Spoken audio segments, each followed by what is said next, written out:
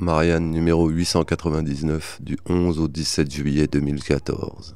Parlons des prisonniers politiques de Côte d'Ivoire, par Michel Galli. À l'occasion de la visite d'État qu'il va y effectuer le 17 juillet, François Hollande aura du mal à contourner la question des droits de l'homme en Côte d'Ivoire. Depuis l'arrivée d'Alassane Ouattara au pouvoir en avril 2011, les violences n'ont pas cessé dans le pays.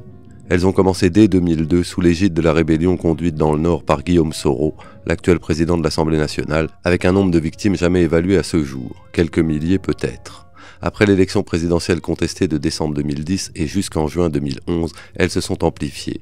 Si les forces militaires fidèles à Laurent Gbagbo ont été accusées de tous les maux, le bilan civil de l'attaque par les hélicoptères et les tanks de l'opération Licorne et de l'ONU contre les lieux de pouvoir de l'ancien président, une grande première dans l'histoire d'un État souverain, reste un secret bien gardé.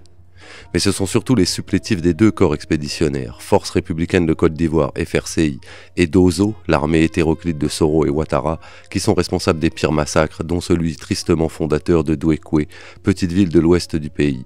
1 millier d'hommes, de femmes et d'enfants de l'ethnie guérée, exterminés par les rebelles fin mars 2011. Depuis, un système répressif clandestin s'est mis en place, menant des exactions de moindre envergure, mais pratiquant la détention sans jugement, les mauvais traitements et la torture dans 30 centres officiels ou parallèles, une sorte de goulag ivoirien dont le pouvoir se sert pour terroriser une opposition pourtant officiellement sommée de participer à la réconciliation nationale. Au mois de juin, on recensait ainsi environ 700 prisonniers politiques dispersés dans le pays, en particulier dans la maison d'arrêt et de correction d'Abidjan, la MACA, de sinistre réputation. Le 20 mai dernier, la révélation grâce à 2 petites associations ivoiriennes des listes des détenus et la publication de photos illustrant leur situation effroyable a sérieusement détérioré l'image du régime d'Alassane Ouattara que des agences de communication bien parisiennes essayent de lisser à grands frais. D'autant que plusieurs ONG s'inquiètent aussi du sort de 50 disparus dont on ne connaît ni le lieu de leur incarcération ni celui de leur possible inhumation. À plusieurs reprises, l'Élysée a plaidé en vain pour l'humanisation des conditions faites aux détenus. La visite du chef de l'État français peut et doit être l'occasion de libération massive. Seulement, de Sarkozy à Hollande, il n'est un secret pour personne que la France soutient Ouattara à bout de bras.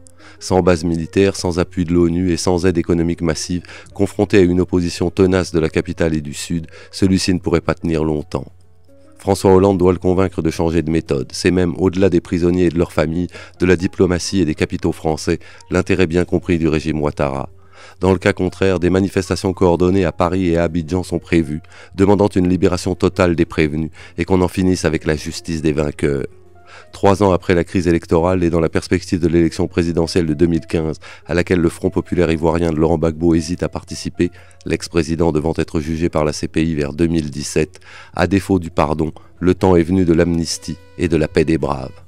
Michel Galli, politologue, professeur de géopolitique, chercheur au Centre d'études sur les conflits. Il a dirigé notamment la publication de La guerre au Mali, la découverte 2013.